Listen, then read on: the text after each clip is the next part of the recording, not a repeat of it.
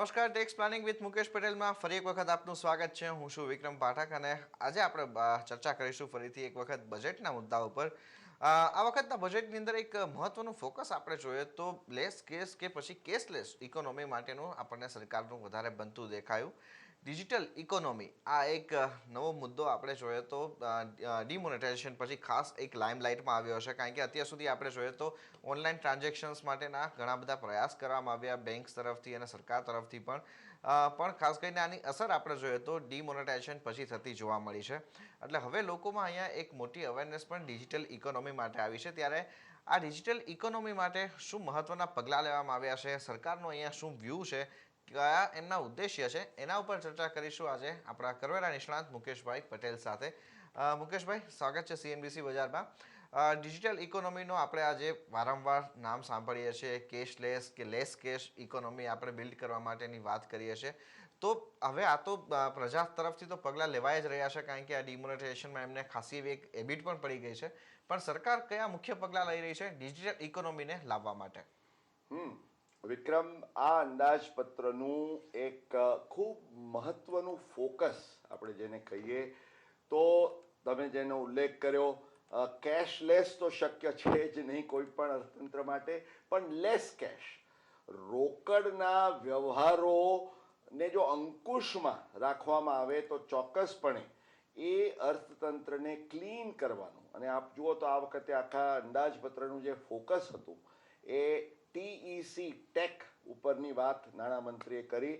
Transform, energise અને clean, એટલે આ જે ક્લીન વાત છે તો અર્થતંત્રને કઈ રીતે સાફ રાખવું, કાળા નાણાંના દૂષણના સર્જન અને ઉપાર્જનથી એ દિશામાં શ્રેણીબદ્ધ પગલાઓ લેવામાં આવ્યા છે. ઇનફેક્ટ આપણે એમાંના એક પગલાંનો તો આપણા બજેટના વિશ્લેષણના પહેલા એપિસોડમાં ચર્ચા પણ કરી હતી કે સ્થાવર મિલકતના મૂડી નફાની ગણતરીના સંદર્ભમાં જે બે મહત્વના ફેરફાર કરવામાં આવ્યા. દર્શક મિત્રો, આપને યાદ હશે કે એક તો જે 81નો ઇન્ડેક્સેશનનો બેઝ હતો એને 20 વર્ષ આગળ કરીને જે બેઝ યર મૂડી નફાની ગણતરી માટે 2001 કરવામાં આવ્યું. એ પાછળનો આશય એ હતો કે જો કરપાત્ર મૂડી નફાની રકમ વ્યાજબી રહે, ખૂબ ઊંચી ન રહે, તો કરદાતાઓને પ્રલોભન ન થાય કે અમે અમારા જે વેચાણ અવેજને કોઈક રીતે સંતાડીએ કે દબાવીએ. એટલે એ આવકારપાત્ર પગલું આપણે જોયું. સાથે સાથે એમણે જે 3 વર્ષને બદલે 2 વર્ષ સ્થાવર મિલકતના વ્યવહારોને લાંબા ગાળાના મૂડી નફાના દાયરામાં લાવવાના સંદર્ભમાં પણ એક રાહત આપી. હવે એવી જ કંઈક રાહત પણ, અને જેને આપણે કેરેટ એન્ડ સ્ટિક એપ્રોચ કહીએ, એટલે તમે જો ડિજિટલ ઇકોનોમીના વ્યવહારો કરો તો તમને લાભ પણ થાય, અને જો તમે રોકડ ઉપર આધાર લઈને કામ કરતા રહો તો એના માટેની કેટલીક કડક જોગવાઈઓ પણ. તો Vikram, this is a carrot and stick budget, particularly in respect of these cash transactions and with a view to promote the digital economy. Okay, Mukeshbhai, આજે તમે મુદ્દા કીધા એમાં સૌપ્રથમ જે ચર્ચામાં આવી રહ્યો છે મુદ્દો ધંધાકીય ખર્ચનો છે. ધંધાકીય ખર્ચ રોકડમાં કરવા ઉપર જે નિયંત્રણ મૂકવામાં આવ્યું છે તે શું રહેશે? વિક્રમ, આપણા દર્શક મિત્રો ખાસ કરીને જે ધંધા વ્યવસાય સાથે સંકળાયેલા છે એઓ જાણે છે કે આવકવેરાના કાયદાની કલમ 40 કેપિટલ A ઇન્ટુ બ્રેકેટ 3 એટલે 40A3 આ સેક્શન હેઠળ છેલ્લા ઘણા સમયથી એક જોગવાઈ એ છે કે જો તમે 20,000 રૂપિયાથી વધુ રકમનો ખર્ચ રોકડમાં, જે ધંધાકીય ખર્ચ તમે કરો એ રોકડમાં કરો તો એ નામંજૂર કરાય છે. અલબત્ત આ જોગવાઈ અત્યારે રોકડમાં કરાતા મહેસૂલી ખર્ચ એટલે કે રેવન્યુ એક્સપેન્ડિચરને સ્પર્શતી જોગવાઈ છે. હવે આમાં એમણે 2 સુધારા કર્યા છે. એક તો આ 20,000ની લિમિટ છે એને ઘટાડીને એમણે 10,000 કરી છે આગામી નાણાકીય વર્ષ 2017-18થી. બીજો ખૂબ મહત્વનો સુધારો એમણે એ કર્યો છે કે માત્ર રેવન્યુ નહીં પરંતુ કેપિટલ એક્સપેન્ડિચર પણ આની અંદર એમણે એનો સમાવેશ કરી રહ્યો છે.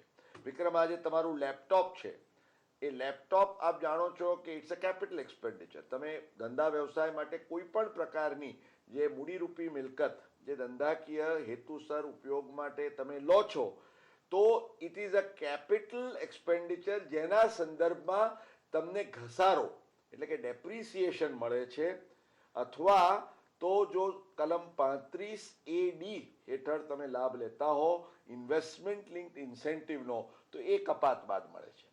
તો આ વખતે એક અત્યંત મહત્વની જે જાહેરાત કરવામાં આવી તે એ છે કે જો 10,000 રૂપિયાથી વધુ રકમનો તમે કોઈ પણ મૂડીરૂપી ખર્ચ કર્યો હશે, તો એના સંદર્ભમાં તમને ઘસારાનો લાભ મળશે નહીં, ભલે એ રકમ તમે તમારા પોતાના જ બેંક એકાઉન્ટમાંથી ઉપાડીને પણ કેમ ન કરી હોય. તો આ જે જોગવાઈ છે વિક્રમે, ખાસ દર્શક મિત્રોએ ખ્યાલમાં રાખવાની રહેશે. ઓકે. સાથે જ જે ડિજિટલ ટ્રાન્ઝેક્શનને પ્રોત્સાહન આપવા માટે જે જોગવાઈઓ કરવામાં આવી છે એ શું રહેશે? વિક્રમ, આપણે જો યાદ કરીએ તો ડિસેમ્બર 2016માં આના અંગે જ આપણે આપણા કાર્યક્રમમાં પણ ચર્ચા કરી હતી. નાણામંત્રીએ તે વખતે અને વડાપ્રધાને એક શ્રેણીબદ્ધ એવી એમણે જેને કહીએ કે package of incentives four digital transactions એમણે જે જાહેર કર્યા હતા, એ પૈકી એક જાહેરાત એવી પણ હતી કે આવકવેરાના કાયદાની કલમ 44A(D) હેઠળ જે અંદાજિત આવકની ગણતરી કરવામાં આવે છે, જેને આપણે પ્રિઝમ્પટિવ ઇન્કમ કહીએ છીએ, તો એના સંદર્ભમાં આપ જાણો છો એ પ્રમાણે તમારો જે ટર્નઓવર કે વકરો હોય એના 8% એ તમારો નફો માની લેવામાં આવે છે. હવે નાણામંત્રીએ તે વખતે એમ કહ્યું હતું કે અમે એવી જોગવાઈ લાવીશું કે જો તમે કેશને બદલે ડિજિટલ ટ્રાન્ઝેક્શન્સ એટલે કે ચેકથી કે ક્રેડિટ કાર્ડ કે બીજા કાર્ડ્સ દ્વારા કે જે રીતે પણ કરો, તો એના સંદર્ભમાં 6%નો નફો પણ જો થતો હશે તો એને અમે માન્ય રાખીશું. એટલે કેશમાં 8%, જો અધર દેન કેશ હોય તો એમાં 6%. એટલે આ એક જે રાહત એમણે તે વખતે જાહેર કરી હતી, જે ચાલુ નાણાકીય વર્ષ માટે પણ લાગુ પડે છે, એને એમણે કાયદાકીય સ્વરૂપ આ ફાઇનાન્સ બિલ 2017માં આપ્યું છે. ઓકે. બીજો એક મુદ્દો અહીંયા ધર્માદા ટ્રસ્ટને જે દાન મળે છે એમના અને રાજકીય પક્ષોને જે રોકડમાં ફાળો આપવા માટેનો એક મહત્વનો ફેરફાર આ વખતના બજેટમાં થયો છે, તે શું રહ્યો છે અને તેની શું અસર રહેશે? વિક્રમ, આપણને કદાચ દર્શક મિત્રોને પણ ખ્યાલ હશે અને આપણે જાણીએ છીએ એ પ્રમાણે ધર્માદા ટ્રસ્ટોને દાનના સંદર્ભમાં જો કલમ 80G કપાતનો લાભ આપવાનો હોય દાતાને, તો એના માટેની એક આવશ્યક શરત એ છે અત્યારની જોગવાઈઓ અનુસાર કે જો 10,000 રૂપિયાથી ઉપર દાનની રકમ હોય તો એ રોકડમાં હોય તો તમને આ લાભ કે કપાતનો લાભ મળી શકશે નહીં. એટલે 10,000થી વધુ દાન રોકડમાં ન હોય એ પ્રકારની એક સરકારની આશયને જોગવાઈ છે. એવી જ રીતે રાજકીય પક્ષો જેની આવકને આવકવેરાના કાયદાની કલમ 13A હેઠળ સંપૂર્ણપણે કરમુક્ત ગણવામાં આવે છે, તો એના કેસમાં પણ એક આ 20,000 રૂપિયાની મર્યાદા છે કે જો 20,000 રૂપિયા સુધીના રાજકીય ફાળા આ રાજકીય પક્ષોને, માન્ય રાજકીય પક્ષોને આપવામાં આવે તો એ રોકડમાં પણ હોઈ શકે, ચાલી શકે એવી જોગવાઈ છે. તો આ બંને 10,000 ને 20,000ની જે લિમિટ છે અનુક્રમે, એને આ અંદાજપત્ર હેઠળ 2,000 કરવામાં આવી છે. એટલે 2,000થી વધુ હવે તમે દાન અથવા રાજકીય પક્ષને ફાળો આપી શકવાના નથી, એ બાબતે ખ્યાલ રહે. અને રાજકીય પક્ષ જો એને સ્વીકારશે તો એ એની કરપાત્ર આવક ગણાશે. બીજું, રાજકીય પક્ષો માટે આવકવેરાના કાયદાની સેક્શન 139(4)B હેઠળ હવે તેમનું આવકવેરા રિટર્ન ભરવાનું પણ ફરજિયાત એટલે કે મેન્ડેટરી બનાવવામાં આવ્યું છે. ઓકે. હવે અહીંયા રોકડના વ્યવહારો ઉપરની પણ મુકેશભાઈ કેટલીક એક પાબંદી લગાવવામાં આવી છે, જેમાં 3 લાખ રૂપિયાથી વધુની રકમના રોકડના વ્યવહાર છે, એના ઉપર શું જોગવાઈ કરવામાં આવી છે? બિલકુલ વિક્રમ, આ લગભગ હમણાં છેલ્લા કેટલાય દિવસોથી અખબારોની અંદર આની હેડલાઇન્સ આવતી રહી છે. દર્શક મિત્રોને આ અંગે થોડીક ઉપયોગી સમજ આપવાનું હું મહત્વનું અને આવશ્યક ગણીશ, કારણ કે 1 એપ્રિલ 2017થી આ નવી જોગવાઈ અમલી બનશે, જેને આવકવેરાની સૂચિત નવી કલમ 269ST હેઠળ એને આવરી લેવામાં આવી છે. અને આ જોગવાઈ સંક્ષિપ્તમાં જો હું કહું તો લગભગ આ કહે છે, આમ તો આપને ખ્યાલ છે દર્શક મિત્રો કે આવકવેરાના કાયદાની કલમ 269SS હેઠળ એવી જોગવાઈ છે કે જો 20,000 રૂપિયાથી વધારે તમે કોઈની પાસેથી લોન કે ડિપોઝિટ સ્વીકારતા હો અથવા તો સ્પેસિફાઈડ સમ એટલે ખાસ કરીને સ્થાવર મિલકતના વ્યવહારોમાં તમને મળતી રકમ એડવાન્સ કે અન્યથા સ્વરૂપે પણ એને જો 20,000થી વધારે હોય તો એના ઉપર 100%નો દંડ લાદવાની જોગવાઈ છે. લગભગ એને સમકક્ષ આ 269ST હેઠળ એવી જોગવાઈ કરવામાં આવી છે કે 1 એપ્રિલ 2017 પછી ₹3 લાખથી વધુ રોકડમાં રકમ સ્વીકારનાર નિર્દિષ્ટ સંજોગો જેની આપણે વાત કરીશું, જે કોઈ પણ શખ્સ હોય એને આવી રકમ સ્વીકારવા બદલ સ્વીકારાયેલી રકમના 100%નો દંડ થવા પાત્ર થશે. હવે કઈ રકમોને આમાં સમાવેશ કરાયો એ અંગેની સમજ પણ આપણે મેળવી લેવી જોઈએ. દર્શક મિત્રો, આમાં મુખ્યત્વે 3 પ્રકારની કેટેગરીઝ ને આ 269ST હેઠળ સમાવી લેવામાં આવી છે. સૌ પ્રથમ તો એક જ દિવસ દરમિયાન એક અથવા વધુ વ્યવહારોમાં જો કોઈને આ 3 લાખ રૂપિયાથી વધુ રકમ મળે તો એને આમાં કવર કરવામાં આવે છે. સેકન્ડલી, તમે એકથી વધુ દિવસોમાં પણ એ જો તમે વ્યવહાર કરો રોકડનો, પરંતુ એ વ્યવહાર એક જ ટ્રાન્ઝેક્શનના સંદર્ભમાં હોય, એટલે કે દાખલા તરીકે તમે એમ સમજો કે તમે કોઈ ઝવેરીને ત્યાંથી 5 લાખ રૂપિયાનો સેટ ખરીદો છો, એટલે ટ્રાન્ઝેક્શન એક જ થયું, ટ્રાન્ઝેક્શન વેલ્યુ છે 5 લાખ છે, which is more than 3 lakhs. હવે જો આ ઝવેરીને તમે આજે એમ સમજો કે 2.5 લાખ આપો છો અને 15 દિવસ પછી બીજા 2.5 લાખ આપો છો, તો એ ઝવેરી એમ નહીં કહી શકે કે ભાઈ મને આ 3 લાખથી ઓછી રકમ મળી છે માટે મને 269ST લાગે નહીં. દર્શક મિત્રો, સ્પષ્ટ કરાયું છે કે વ્યવહાર એક જ છે, ટ્રાન્ઝેક્શન ઇઝ વન, એટલે એક દિવસમાં એકથી વધુ વ્યવહાર હોય કે એક જ વ્યવહાર હોય એને તમે એકથી વધુ દિવસોમાં સ્પ્રેડ ઓવર પણ કર્યો હોય, પણ આ બંને કેસોમાં 3 લાખ રૂપિયાથી વધારે જો ઇન્વોલ્વ થતા હોય તો એ 269STમાં કવર થાય. સાથે સાથે આ એક જે ત્રીજી કેટેગરી છે એ પણ ખાસ લક્ષમાં લેવા જેવી છે કે કોઈ એક જ પ્રસંગ એટલે એની વન સિંગલ ઇવેન્ટ ઓર ઓકેઝન માટે જો 3 લાખ રૂપિયાથી વધારે રકમને જો ચૂકવવામાં આવે તો એ રકમ સ્વીકારના. હવે આ 3 લાખ ની ઇવેન્ટ સાથેની જો મારે દ્રષ્ટાંત આપવો, એમ સમજો કે તમારા દીકરાના લગ્ન માટે તમે ઇવેન્ટ મેનેજર રાખ્યો. ઇવેન્ટ મેનેજર તમને અલગ અલગ વસ્તુઓ માટેના બિલ્સ રેઝ કરીને તમે એને રોકડ આપો છો. એમ સમજો કે ફોટોગ્રાફી માટે તમે એને 2 લાખ આપ્યા, મંડપના 2.5 લાખ આપ્યા, તમે એને ખાણીપીણીના 3.25 લાખ આપ્યા. તમે એમ માનો, એટલે કે ઇવેન્ટ મેનેજર એમ માને કે આ બધી અલગ અલગ રકમો છે, એ નહીં ચાલે. કેમ?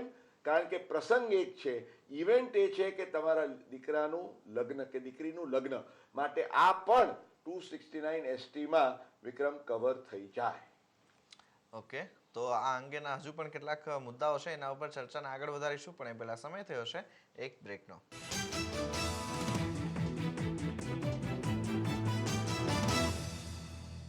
Welcome back. આપ જોઈ રહ્યા છો tax planning with Mukesh Patel, અને અત્યારે આપણે મકાન મિલકતના સંદર્ભની વાત કરીએ. પહેલા આજે રોકડના વ્યવહારો ઉપર અહીંયા બીજા કોઈ સૂચન રહેશે મુકેશભાઈ આપના? વિક્રમ, જે 269ST આ 3 લાખ વાળા વ્યવહારમાં ખાસ કાળજી લેવાની છે આ રકમ સ્વીકારનારે.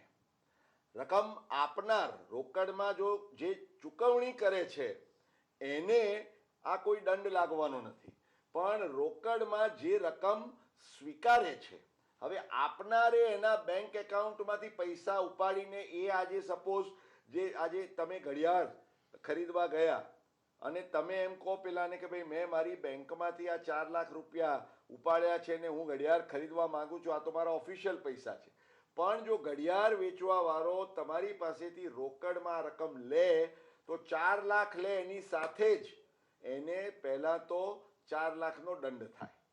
હવે એ એમ સમજે કે આ 4 લાખ હું બતાવું જ નહીં, તો એને ડબલ ધમાકા જેવી એને નુકસાની થાય. કેમ? કારણ કે જો આ વ્યવહાર ક્યાંયથી પકડાયો તો એક તો 4 લાખ ઉપર એને 100%નો દંડ લાગે, 4 લાખ વત્તા એ 4 લાખ એ એની છુપાવેલી આવક તરીકે એને દર્શાવી નથી, માટે એના સંબંધી એને જે આપણે જાણીએ છીએ પ્રમાણે 83.25%નો વેરો, દંડ, સરચાર્જ વગેરે એને ભરવાનો થાય અને વધારામાં પૂરી સજા. એટલે દર્શક મિત્રો એક વાત બહુ સ્પષ્ટ રાખજો મનમાં કે 1 એપ્રિલ 2017 પછી હવે 3 લાખથી વધુ રકમ ના વ્યવહારો કરવા એ આકરા ખાસ કરીને લેનાર માટે પડવાના છે. અને જો લેનાર સ્વીકારશે નહીં તો તમે તમારી પાસે ભેગી કરેલી કેશ કે રોકડ એનો શું ઉપયોગ કરશો? એટલે સરકારે ખૂબ સચોટ એક આશયથી આ જોગવાઈ કરી છે. અલબત્ત આ સંદર્ભમાં એ પણ ખ્યાલમાં રાખવાની જરૂર છે કે જો કેટલાક અપવાદો છે જે નોટિફાય એમણે કર્યા છે, કરાવવામાં પણ આવશે. આજે દાખલા તરીકે સરકાર હોય કે તમે જેને ટેક્સ ચૂકવતા હો, અથવા તો જ્યાં ખેડૂતો વચ્ચેના વ્યવહારો હોય કે અમુક પ્રકારના નોટિફાઈડ ટ્રાન્ઝેક્શન્સ, તો એના કેસમાં 3 લાખની લિમિટ લાગુ પડશે નહીં. ઓકે. સાથે જો મકાન મિલકતની આવકની ગણતરીના સંદર્ભમાં જે મહત્વના સુધારા કરવામાં આવ્યા છે એ શું છે? વિક્રમ, મકાન મિલકતની આવકની ગણતરીના સંદર્ભમાં આ વખતે એક ખાસો આકરો કહી શકાય એવો સુધારો કરવામાં આવ્યો છે, અને તે એ છે કે આજે તમે, આપણે જાણીએ છીએ કે તમારી સ્વમાલિકીની જે મકાન મિલકત હોય, તમે હોમ લોન લીધી હોય તો 2 લાખ રૂપિયા સુધીનું વ્યાજ જે છે એ તમને મજરે મળે છે. એ આવક તમારી શૂન્ય ગણાય છે અને 2 લાખ રૂપિયા તમે તમારી અન્ય આવક સામે સેટ ઓફ કરી શકો છો. એમાં તો કોઈ પ્રશ્ન નથી. અલબત્ત 2 લાખમાં વધારો થઈ શક્યો હોત, એ થયો નથી, દેટ્સ અ ડિફરન્ટ થિંગ. પણ જે એક જોગવાઈ આ વખતે આવી છે, દર્શક મિત્રો આપ જાણો છો કે દાખલા તરીકે ઘણા લોકો એવું કરે કે એની એક બીજી મિલકત લઈને અથવા તો મિલકત લઈને એને ભાડે આપવાનું આયોજન કરે. દાખલા તરીકે કોઈએ 1 કરોડની એક મિલકત લેવી છે, એને માટે એ 20 લાખ રૂપિયા પોતાની મૂડીને 80 લાખ રૂપિયા બેંકમાંથી લોન લઈને 10%ના આધારે એ 8 લાખ રૂપિયાનું વ્યાજ ચૂકવે છે. હવે આ કેસમાં એને એમ સમજો કે આ મિલકત ભાડે આપી હોય ને એનું ભાડું એને 5 લાખ મળતું હોય તો 5 લાખના 30% પ્રમાણે 1.5 લાખ એને સ્ટેન્ડર્ડ ડિડક્શન મળે, બાકી રહ્યા 3.5 લાખ. એ 3.5 લાખ સામે અત્યારની જોગવાઈઓ પ્રમાણે એ આ 8 લાખ રૂપિયા જે વ્યાજ ચૂકવે છે એનો સંપૂર્ણ સેટ ઓફ લઈને 4.5 લાખ રૂપિયાનું જે નુકસાન રહે હાઉસ પ્રોપર્ટીના હેડ હેઠળ એ એની અન્ય કોઈ પણ આવક સામે સેટ ઓફ કરી શકે છે. હવે આ કલમ 71માં જે સેટ ઓફની જોગવાઈ છે એમાં આ વખતે સુધારો એવો કરવામાં આવ્યો છે કે કોઈ પણ સંજોગોમાં કોઈ પણ વ્યક્તિ કે એચયુએફ કે જે હોય તે આ જે શખ્સ છે એ આજે 2 લાખ રૂપિયા જે આપણે નોશનલ હોમ લોનના કેસમાં જે સ્વમાલિકીના માટેનો છે લિમિટ, એ સેમ લિમિટ 2 લાખ ભાડે આપેલી મિલકત માટે પણ. એટલે ઇન અધર વર્ડ્સ 2 લાખથી વધારે જો તમારું નુકસાન હોય તો એ તમે અન્ય આવક સામે સેટ ઓફ કરી શકશો નહીં. એટલે આ કેસમાં મેં જે દાખલો આપ્યો એમાં તમને જે 4.5 લાખમાંથી માત્ર 2 લાખનો સેટ ઓફ મળે અને 2.5 લાખ રૂપિયા તમારે લોસ કેરી ફોરવર્ડ કરવો પડે.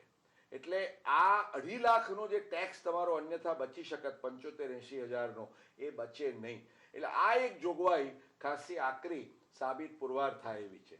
આ ઉપરાંત જે આજે હાઉસિંગ ડેવલપર્સ છે, જે લોકો પોતે મકાનો બનાવે છે અને સ્ટોક ઇન ટ્રેડમાં એમનો સ્ટોક જે છે એ 1 વર્ષ દરમિયાન કમ્પ્લીશન ડેટના 1 વર્ષની અંદર જો એ લોકો વેચાણ ન કરી શકે તો 1 વર્ષ પછી એના સંદર્ભમાં ભાડાની કાલ્પનિક આવક પણ, એ જો ખાલી રહ્યા હોય તો પણ ભાડાની કાલ્પનિક આવક પણ ગણવામાં આવશે એવી જોગવાઈ કરવામાં આવી છે, જે ખાસી આકરી પુરવાર થઈ શકે. ઓકે. બીજો એક મુદ્દો અહીંયા એચયુએફને લગતો છે કે વ્યક્તિ તેમજ એચયુએફ પણ અહીંયા હવે મકાનના જે ભાડાની ચૂકવણી કરશે એમાં એ ચૂકવણી ઉપર એમને ટીડીએસની કપાત કરવાની રહેશે. આ વાત કેટલી સાચી છે અને તેનાથી સામાન્ય કરદાતાઓને કોઈ મુશ્કેલી થશે ખરી? હવે વિક્રમ, આપણે જાણીએ છીએ કે પ્રવર્તમાન જોગવાઈઓ હેઠળ આવકવેરાના કાયદાની કલમ 194I હેઠળ અત્યારે 10%ના રેટે જો તમે વર્ષ દરમિયાન 1,80,000થી વધુ ભાડું, એટલે કે માસિક 15,000 રૂપિયાથી વધુ રકમનું જો ભાડું તમે આજે જ કોઈને ચૂકવતા હો તો એ શખ્સે આ ચૂકવણીમાંથી 10%ના આધારે ટીડીએસ કરવાની રહે છે. હવે આ ટીડીએસની જોગવાઈમાંથી અત્યારની જોગવાઈઓ અનુસાર વ્યક્તિ તેમજ એચયુએફ જેના કેસમાં ટેક્સ ઓડિટ લાગુ પડતું ન હોય એને મુક્તિ આપવામાં આવી છે.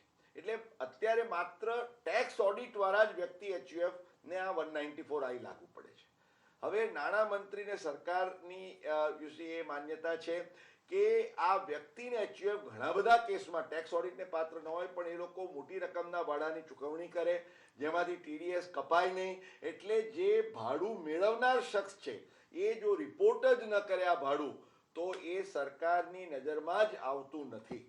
એટલા માટે આ વખતે એક નવી કલમ લાવ્યા એ લોકો 194IB, અને એને થોડીક ઉદાર બનાવી છે કારણ કે ટેક્સ ઓડિટ સિવાયના વ્યક્તિ એચયુએફએ આને પાલન કરવાનું છે, માટે થોડીક સુવિધાજનક બની રહે આ જોગવાઈ માટે. આની મુખ્ય લાક્ષણિકતાઓ એ છે કે એક તો 50,000 રૂપિયાથી વધારે જો માસિક ભાડું, એટલે પેલામાં 15,000 હતું, અહીં 50,000 થી વધારે હોય, એટલે 12 મહિને 6 લાખથી વધારે ભાડું હોય તો તમારે ટીડીએસની કપાત કરવાની છે. બીજું, ટીડીએસની કપાતનો દર 5% રહેશે. ત્રીજું, કે તમારે આજે સામાન્ય રીતે ટીડીએસ કરવાનો હોય તો ટેન નંબર, એટલે જેને ટેક્સ ડિડક્શન અકાઉન્ટ નંબર કહીએ છીએ, એ મેળવવો કે રાખવો જરૂરી છે. એ તમારા માટે જરૂરી નહીં ગણાય તો શું કરવાનું? ચલન કમ સ્ટેટમેન્ટ, આપ જાણો છો એમ પ્રોપર્ટીના ટ્રાન્ઝેક્શન્સમાં જેમાં 1% ટીડીએસ કરાય છે એમાં ચલન કમ સ્ટેટમેન્ટની આખી પેટર્નથી તમારે વર્ષમાં ભલે તમે 12 ચૂકવણી કરી હોય પણ 12 વાર નહીં, વર્ષના અંતે સૌથી છેલ્લે જ્યારે તમે ભાડાનો હપ્તો ચૂકવતા હો તે વખતે તમારે ટીડીએસની કપાત કરવાની રહેશે. અને આ જે 5%ની ટીડીએસની રકમ જો તમારા ભાડાની રકમથી વધતી હોય તો છેલ્લા ભાડાની રકમથી વધારે કપાત કરવાની નહીં રહે. એટલે કે કારણ કે તે વખતે તમે એનાથી તો વધારે તમે કરી પણ ન શકો, એટલા માટે આ જોગવાઈ વિક્રમ ખાસ કરવામાં આવી છે. તો વ્યક્તિ તેમજ એચયુએફને તકલીફ પણ ન પડે અને તેમ છતાં આ જે છટકબારીઓ છે એમાંથી લોકો છટકી ન જાય એ હેતુસર આ જોગવાઈ કરવામાં આવી છે.